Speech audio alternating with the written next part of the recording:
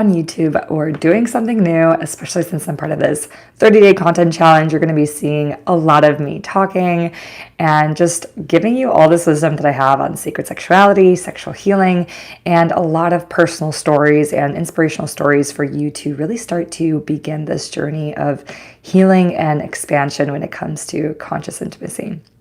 Now, what's been coming up for me this morning, I went through a Kundalini. I went for a run and then I decided to do a Kundalini practice on prosperity. And I just love Kundalini, especially specific types of different positions, mantras, breathing exercises have really allowed me to push through emotional blocks. And I should say more so like the emotional resistance. And today, actually, at 4:30, I will be speaking on the art of surrender. So I think it's so fitting that like even in my morning practice today, I had a direct experience of me being able to surrender so much more with ease and with grace than I used to, maybe let's say a few years ago or in the past. And what was huge today is as I was doing this, doing these different kriyas, I should say, the prosperity one, I believe it was like I was going like this, where you say had. And all of a sudden I was, just focusing on, my business and my work and how I really want to start expanding all of this. And granted, I was like called to put my crystal on my right foot. And something magical happened because I was like, okay, it's my right foot, it's my masculine energy. I have no idea like how this is connected, but it just feels right that I need to put it there. And as I was in that process of doing the mantras and really breathing, I was able to basically start to experience all of this sadness, all of this emotion that was coming to the surface around me not being seen. And now it's crazy because I'm like literally breathing and, with my eyes closed saying this mantra, and all I keep hearing is like, like I need to see myself more. Like I'm not seeing myself. And like this emotion starts to come up. I start to cry as I'm like doing this practice. And it's like so intense for me. And it even feels like I'm going into an inner child version of myself. And literally all these things coming up, with my father not seeing me. And to be honest, it's like within the business space right now, it's like for my parents, what I'm doing, and even the spiritual energy type of work, it is very hard for my parents to understand that you can, one, make a living doing something that you truly love, because their version has always been security and safety. So I totally understand that. I have love for them, but it doesn't really change the fact that I still don't feel seen, perhaps by my own father, by my own masculine energy, which really then translates to me not really seeing myself and seeing my own masculine energy. And by masculine energy, what I mean is more so just like the part of me that's taking action, the part of me that is doing things in the world, yet still not giving myself full credit because maybe I haven't reached that outcome, I haven't reached that result. And so that practice was just so powerful. I'm like, okay, like I still have some work to do around really just seeing myself. And the more that I was connecting the dots of really like what we'll talk about in this art of surrender is I realized I have gotten super good at going into meditation and really seeing myself. Like seeing myself to the point of like, there's things that I may not be proud of, I may be ashamed of, but I'm so willing to look at what is the resistance, what is the block, and I'm willing to face the truth. Like I'm willing to see myself, even if it means, it's not this pretty picture or this, desired outcome. And what was really powerful in this, and this is part of my teaching and what I'm excited to share more about as I'll be creating different workshops and events, is that it's not that hard to start this healing journey. I think we put so much pressure thinking that this is going to be so long and like, I'm not going to be able to get through and have breakthroughs. And literally this was me 10 minutes going into a meditation, being able to bring up such emotion that clearly is present in my body, but I may be suppressing or repressing on some subconscious level. But me being able to go through that, I was able to really release it, right? And release it not in the sense of, I'm not saying that it's still not going to be present. There's still going to be things that I need to take action on to really start to see myself and start to see the things that I'm putting out in the world.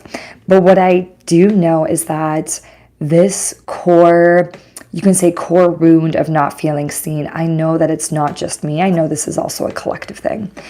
And when I work with couples, this is part of, as I'm doing more couples work and even in my singles work, it's this aspect of seeing that I know that is possible, and I want everyone to get a taste of. I want everyone to be able to, one, see themselves, see all of themselves, be so willing to see themselves, accept where you're at, and still have so much love.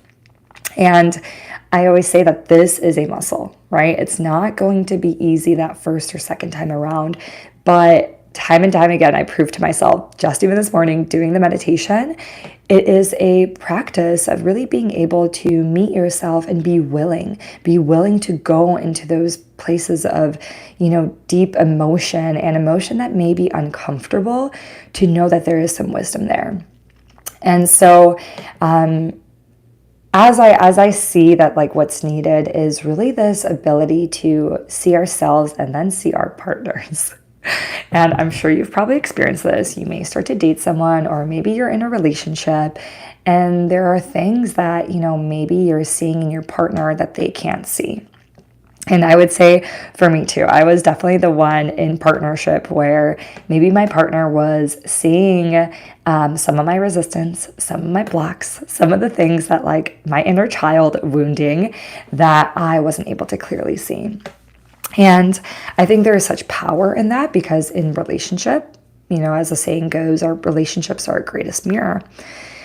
There is something very powerful to witness that in your partner, and to even, be able to call it out or bring attention to it.